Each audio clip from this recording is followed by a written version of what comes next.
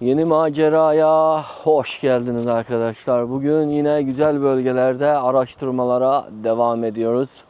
Birkaç nokta gözümüze çarptı. Yol kenarı burası biliyorsunuz. Ama buralar hep tarihi noktalar olduğu için böyle gözden kaçan noktalar bazen denk geliyor. Şimdi birkaç nokta var gibi hani böyle gözümüzüne baktığımız zaman, ama makineyle baktığımız zaman tabii bu değişiklik gösterecektir. Tarihi noktaları çoğu arkadaşımıza önüne çıktığını düşünüyorum. Çünkü bu gibi tarihi yerlerde bazen böyle yol açarken esasında bu yollar hep patika yolları. Bu yolları genişletip büyütürken böyle bazı noktalar açılıyor veya erozyondan sonra açılan noktalar oluyor veya işte su veya sel baskınından, kar yağmasından sonra bu gibi noktalar bazen böyle gözümüze çarpıyor. Biz de o gözümüze çarpan noktaları değerlendirmeye çalışıyoruz. Şimdi burada baktığımız zaman kayalar bu şekilde gidiyor arkadaşlar. Önce şöyle baktığımda şu figür, bakın, sanki böyle bir kuş kanadı gibi, yani kuşun böyle bu tarafa bakış açısı gibi bir açı var kayada.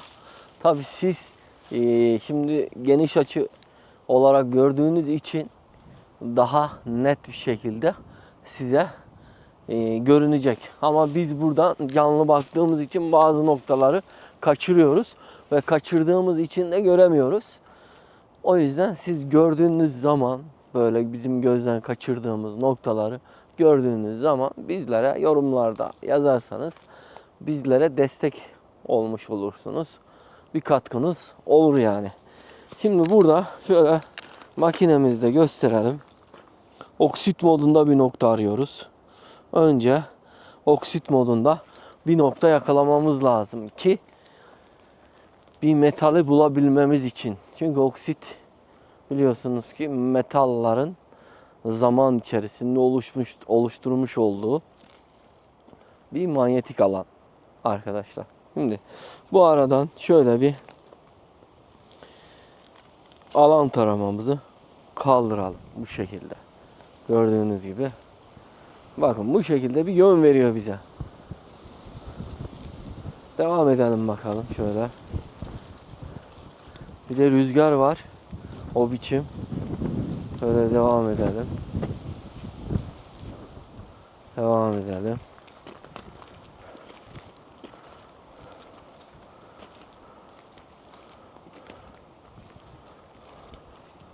Devam ediyorum. Aynı zamanda analizlerini yapıyoruz buranın. Yani herhangi bir manyetik alan yakalayabileceğiz mi? Herhangi bir sinyal var mı? Yok mu? Onlara da bakmış oluyoruz aynı zamanda. Devam ediyorum şimdi. Bu makinede de çok arkadaşlarımız bize soruyor biliyorsunuz. Şimdi makineyi ilk seferde, yani böyle tam bu şekilde tutup ilk seferde kaldırdığınız zaman, dengeli bir şekilde kaldırırsanız hata yapma şansınız çok düşük arkadaşlar. Ama böyle ilk seferde kaldırırsanız, makine hata yaparsa bu hatayı siz de devam ettiriyorsunuz. Bilginiz olsun. Şimdi tekrardan bu şekilde kaldırıyorum yine. Yine aynen devam diyor. Gidiyorum o zaman bozmadan. Dengeyi bozmamak çok önemli biliyorsunuz. Bu şekilde geliyorum. Geliyorum. Hala gidiyorum. Bakın herhangi bir metal hala bir alan, yani aramış olduğumuz alanlara girmiyor. Ve girmediği için de acayip de bir rüzgar var. Görüyorsunuz. Kar, yağmur, boran devam. Durmak yok.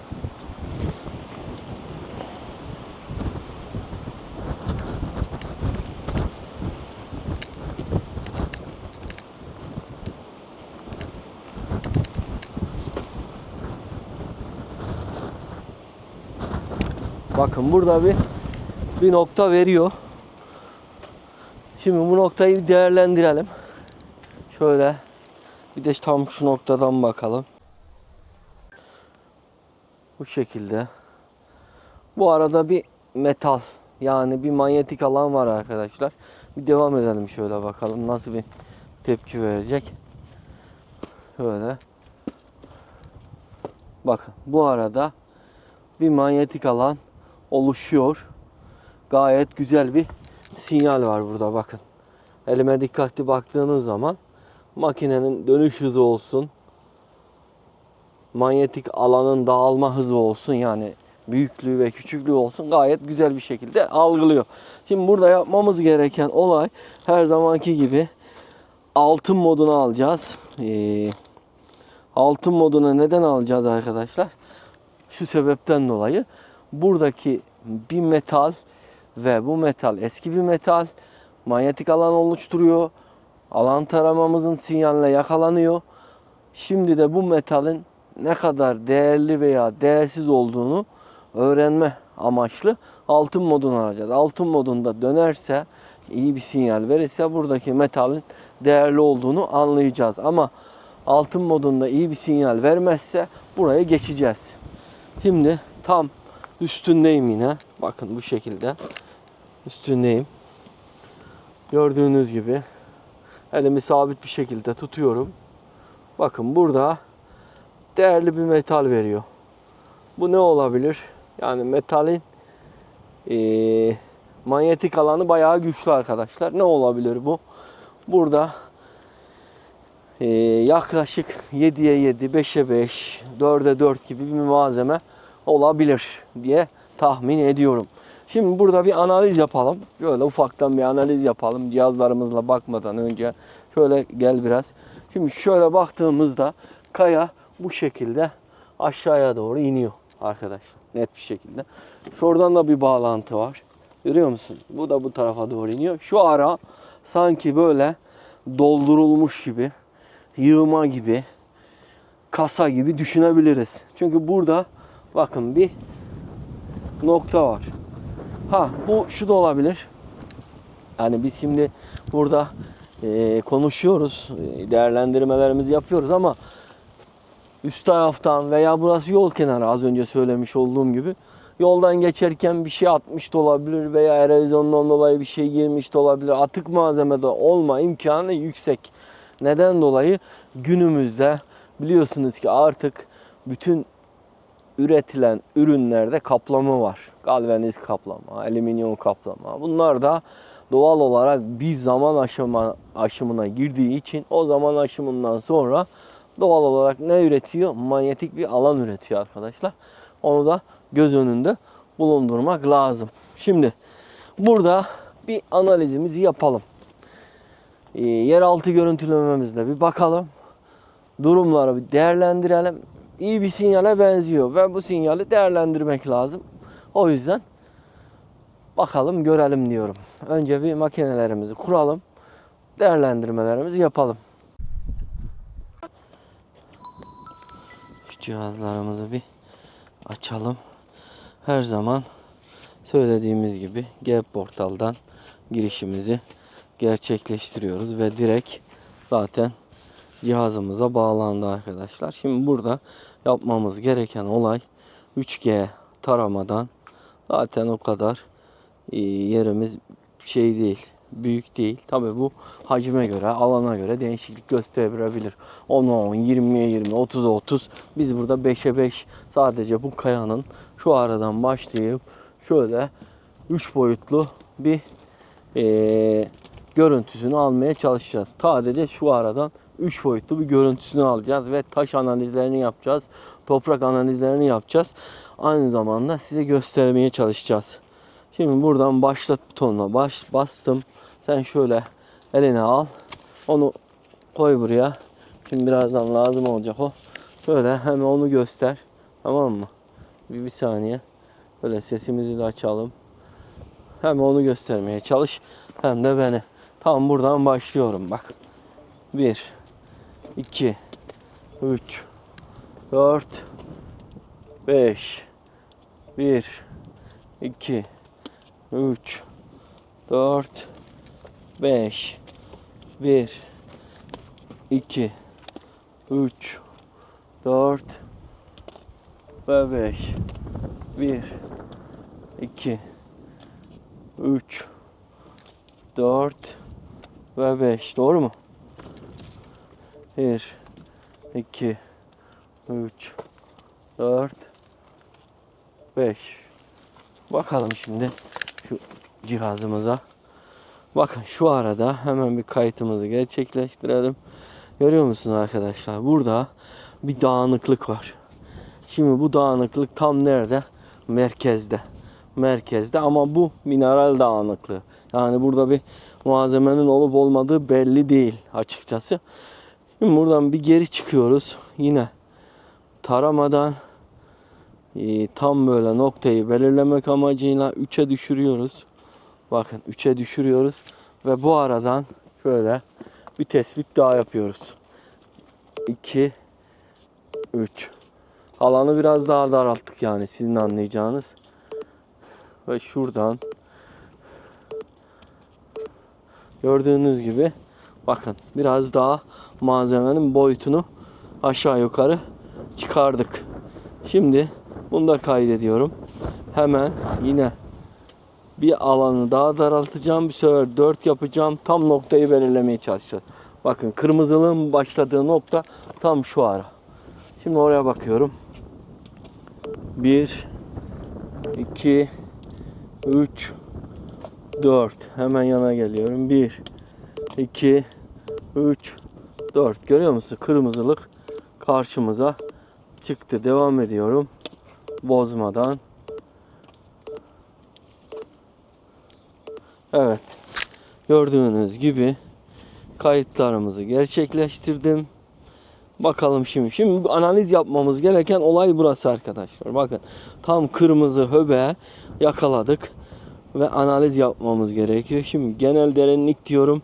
Bakın 19 metre gösteriyor. Bu makinenin, cihazın size vermiş olduğu genel derinlik. Şimdi genel derinlikten ne yapıyoruz?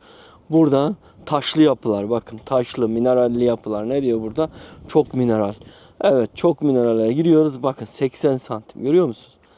Kaç santimde malzemeyi görmemiz lazım? En az 58-60 santimde malzemeyi net bir şekilde görmemiz lazım arkadaşlar.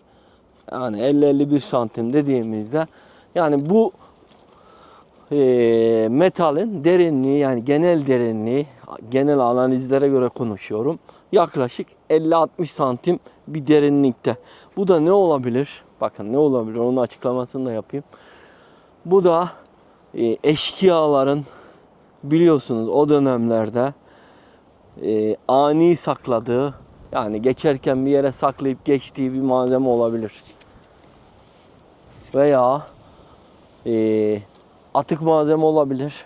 Veya o dönemde bu patika yollardan geçen insanların ani sakladıkları bir malzeme olabilir arkadaşlar. Hemen burada ne yapıyoruz?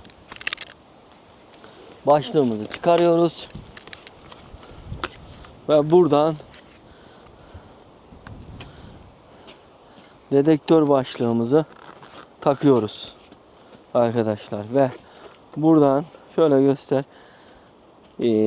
Gelişmiş arama diyoruz. Gelişmiş aramadan toprak ayarımızı 5. seviyeye çıkarıyoruz. Aşağı menüye giriyoruz. Toprak takibimizi açıyoruz. Ve burada hassasiyetimizi sona alıyoruz. Neden sona alıyoruz? Çünkü ya cihaz kapandı. İşte bu menüyü de aslında iyi yapamamışlar arkadaşlar. Onu da dile getirmek lazım. Aslında çıkayım derken dedektör kapanıyor. Orası da biraz tartışılabilir bir konu yani bence. Şimdi buradan aşağı menüye geliyoruz. Toprak takibimizi açıyoruz. Hassasiyetimizi tekrardan ne yapıyoruz? Ayarlıyoruz. Ve şimdi bu şekilde. Bunun sesi niye çıkmıyor ya? Evet. Sesi biraz kısılmış. Açmamız lazım aslında da. Menüye bir girelim. Olmazsa ses ayarlarını bir açalım.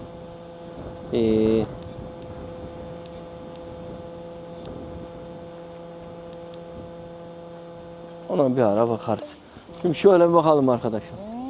Gördüğünüz gibi bakın. Sinyal burada %10. %10 değerli olarak bir sinyal veriyor burada. Dedektörümüzün biraz sesi kısılı kalmış arkadaşlar. Gördüğünüz gibi %10, %15. Tam şu noktayı gösteriyor ya bakın. Tam şu kayanın olduğu noktayı gösteriyor. Gördüğünüz gibi. Bir de şöyle bakalım. Üst taraftan herhangi bir sinyal var mı?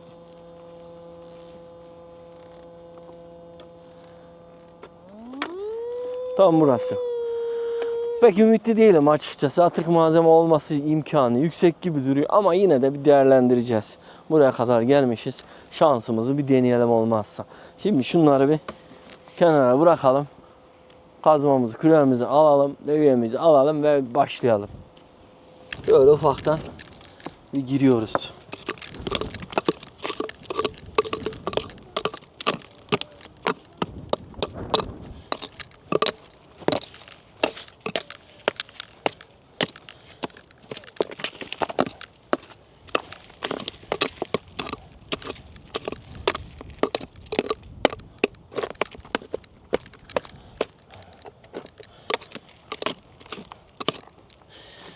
Fazla bir işaret yok ama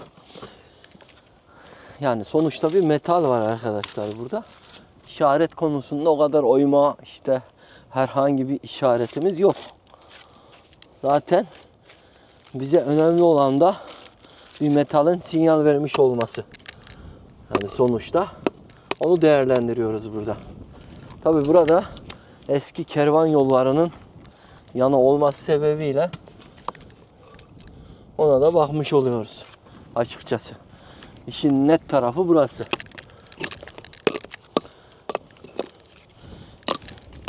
Şu taş biraz ilgi çekiyor değil mi?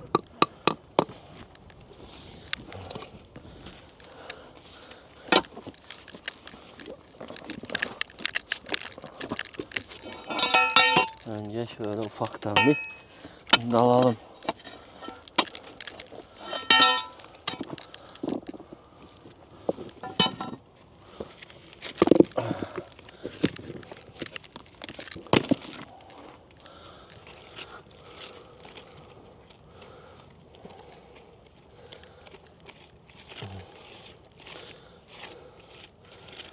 Bakarsanız güzel bir şey çıkabilir.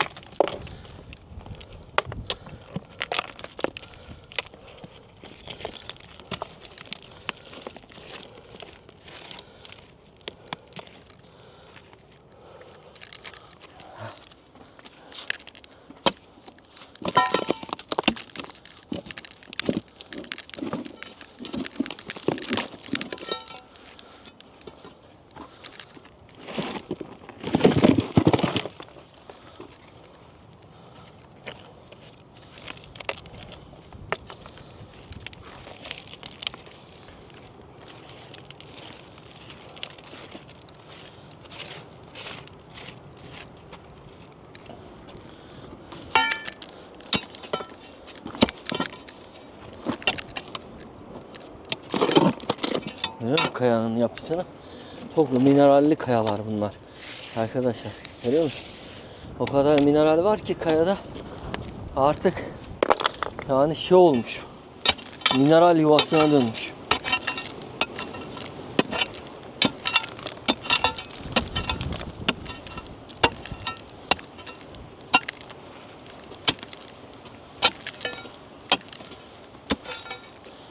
Böyle bir bakalım dur. Panterimizle.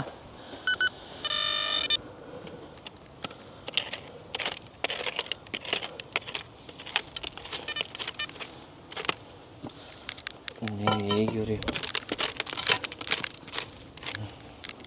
Şunu koyalım kenara.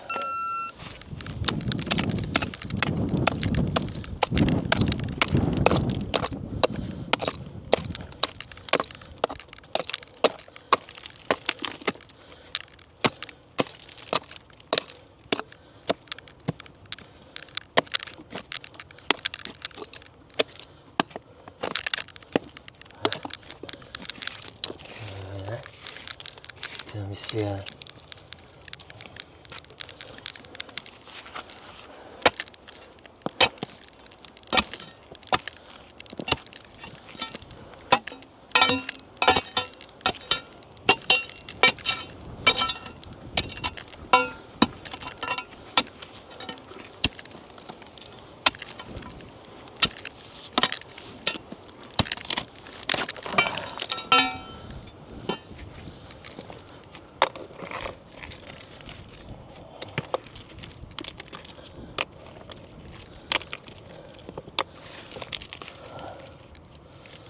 Burada ne var?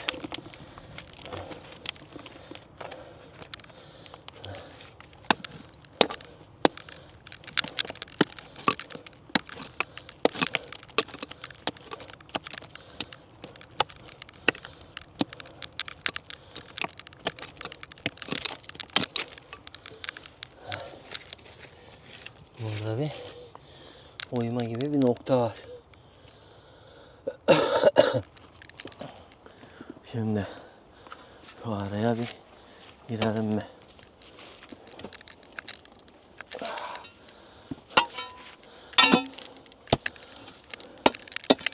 Şurada bir boşluk var. Tam şu noktada. Bakın görüyor musun? Sesi duyuyor musun? Orada bir boşluk var.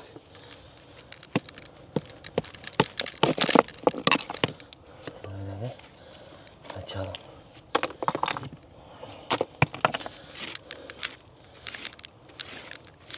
Burada ne var? Burada da bir boşluk var.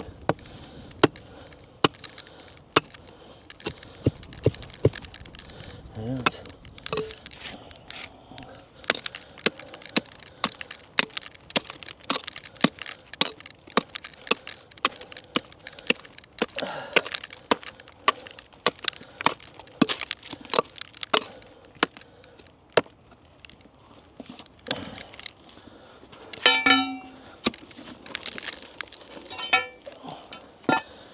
Ağır ağır giriyoruz içeriye doğru.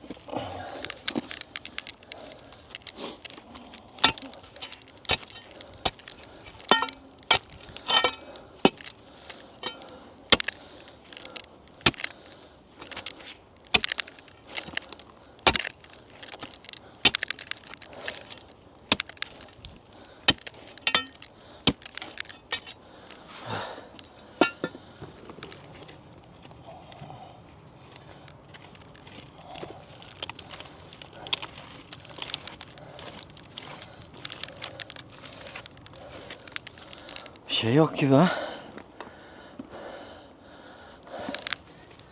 Manteri bir alayım.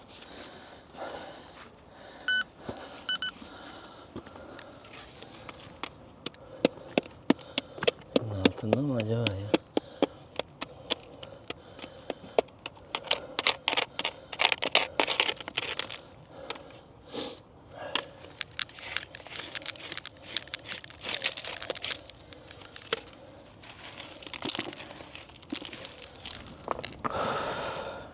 Şuraya doğru da bir girelim.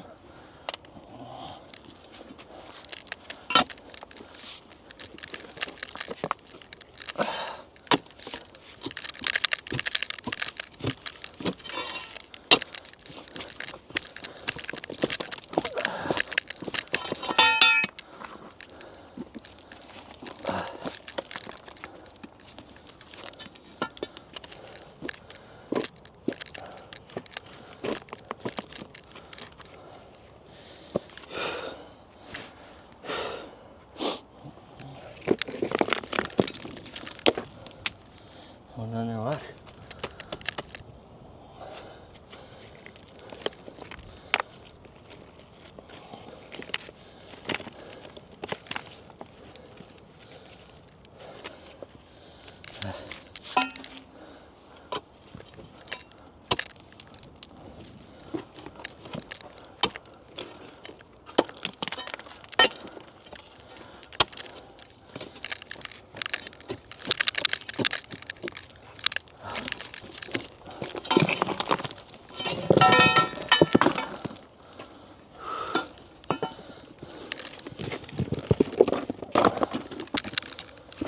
Burada da bir şeyler yok.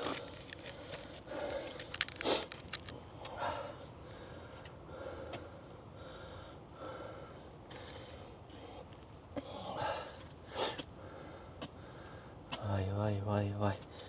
Vay vay vay. Vay canını yediğim vay.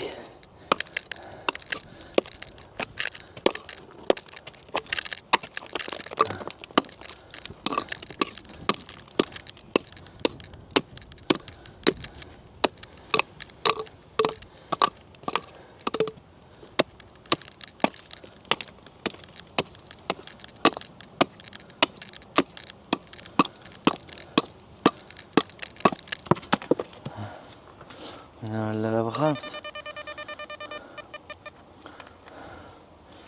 Her yer mineral. Mineral bombası gibi aynı.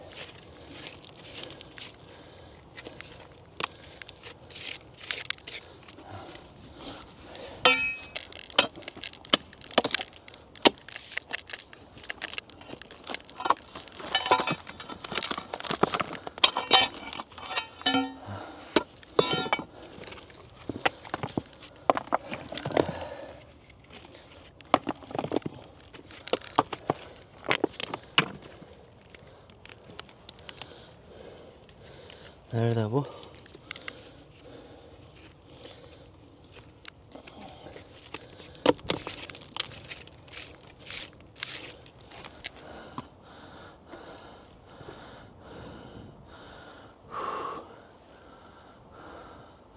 Şu arada bak bir nokta var. Bunun içerisinde mi acaba? Şurada mı ya da? Çünkü burada bir şey yok. Sinyal aldığımız nokta burası.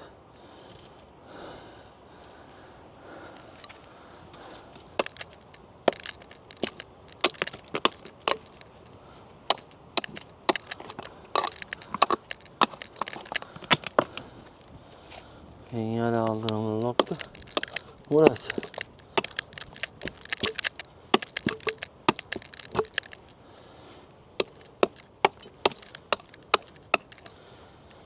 Şurada olabilir. Şuraya bir bakalım.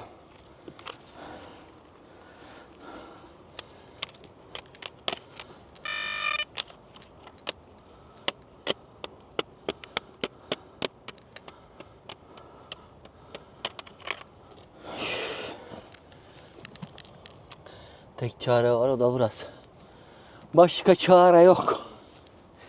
Çünkü buralarda yok, gördüğünüz gibi açtık buraları. Yaklaşık bir 50-60 santim indik. Herhangi bir şeye rastlayamadık.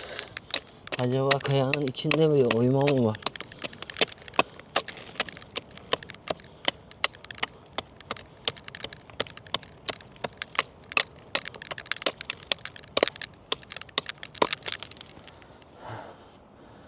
Dışarıda mı var, içeride mi var? Bilmiyoruz. Burayı kırmamız lazım.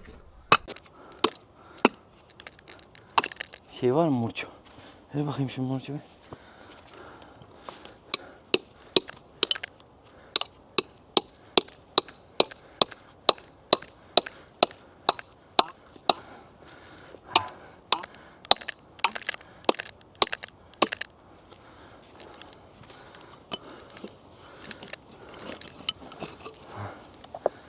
Arkadaşlar yanımızda malzeme de fazla yok. Böyle bir şey denk geleceğini düşünmüyorduk ya. Ha?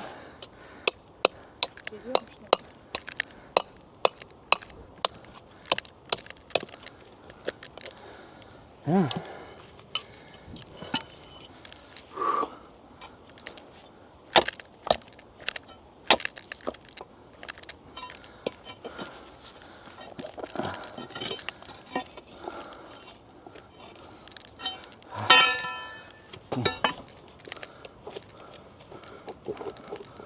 Görüyor musun?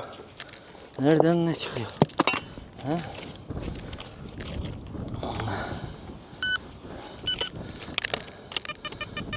Gördün mü? Malzeme burada. Tam da dediğin gibi. Görüyor musun? Burada bir yerde. Şimdi dur bakayım. Şunu bir bırakalım. Taşın içine koymuş adamlar.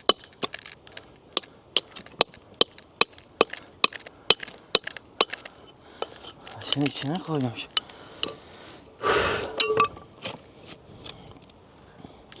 Bir bakayım. Ha?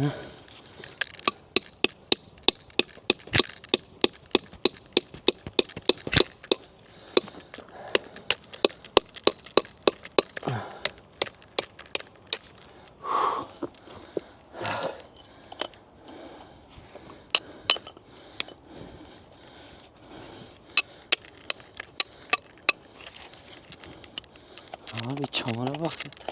Her taraf çamur.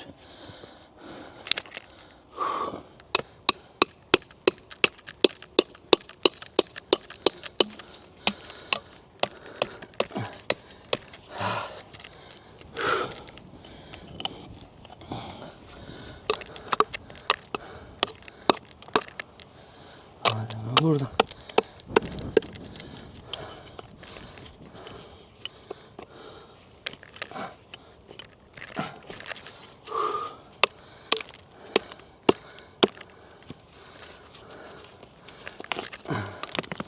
Gördün mü? Malzeme nereden çıkıyor bak arkadaşlar. Görüyor musun?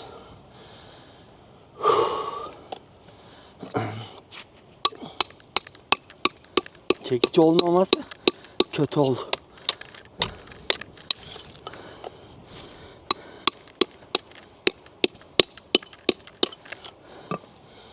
Ha? Değil mi?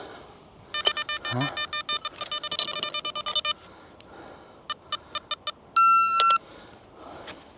Bu eldivende bir şey mi var ya? Elime batıp duruyor.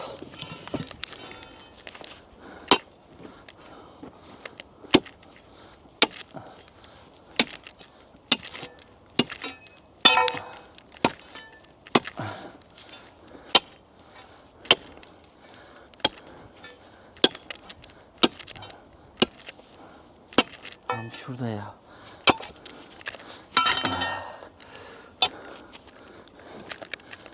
Sıkışmış. Sıkışmış.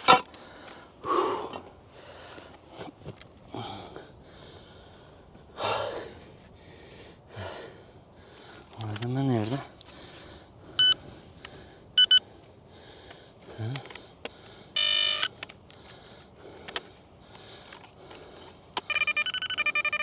Burada bak.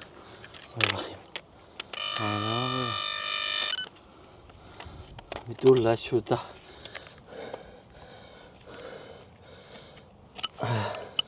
Görüyor musun taşın arasına sokmuş bak.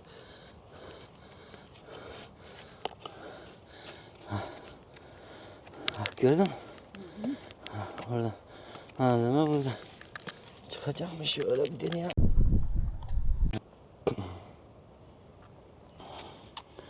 Görüyor musun arkadaşlar? Malzemeyi çıkardık.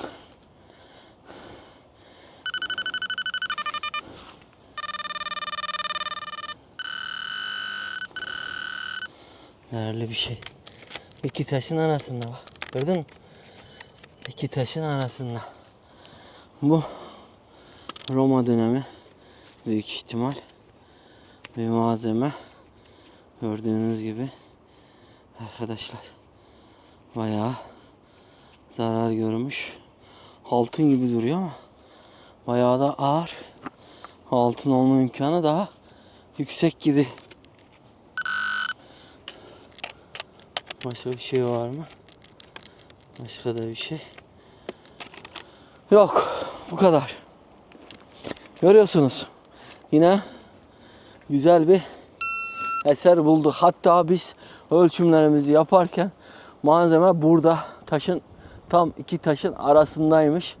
Biz şöyle vurunca orası açıldı zaten. Açılınca da böyle güzel bir heykel çıktı. Bunu yıkamamız lazım arkadaşlar. Çok çamur çünkü. Çamur olduğu için ne kadar da yıkasak burada çıkmaz. Tel fırça falan gerekiyor bunu. Bu şekilde açabilmemiz için. Güzel bir malzeme. Başta da düşündüğüm gibi atık bir malzeme bekliyordum açıkçası. Çünkü buralarda çok atık malzeme de çıkıyor arkadaşlar. Bunu da belirtmemiz lazım. Çünkü analizleri iyi yapmamız gerekiyor. Cihazlarımız güzel olması gerekiyor. Bu şekil güzel parçalar bulabilmek için. Tabi bu da zamanın yıpranmışlığı, erozyonların, yıllarca orada kalmanın dolayı yamulmuş zaten.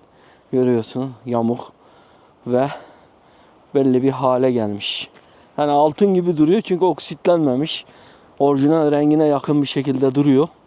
O da güzel bir haber. Çünkü biliyorsunuz ki altın oksitlenmez, kararır. Ama diğer malzemeler, bronz, tunç gibi eserler, onlar oksitlenir. Şimdi burada güzel bir çalışma yaptık. Büyük ihtimal dediğim gibi yoldan geçerken, böyle o dönemlerde yoldan geçerken taşın arasına koyulmuş olabilir. Tekrar gelip bulma amacıyla, veya o zaman koyduğu zaman tekrar gelemedi veya koyduğu yeri bulamadı veya yukarıdan düştü, taşın arasına da girmiş olabilir. Çünkü bayağı uğraştık yani, hemen öyle çıkmadı taşın arasından. O yüzden ne diyoruz arkadaşlar? Görülmeyenleri görmeye, bulunmayanları bulmaya devam ediyoruz. Sizleri seviyoruz. Yeni videolarda, yeni maceralarda buluşmak dileğiyle diyoruz. Hoşça kalın, selametle kalın.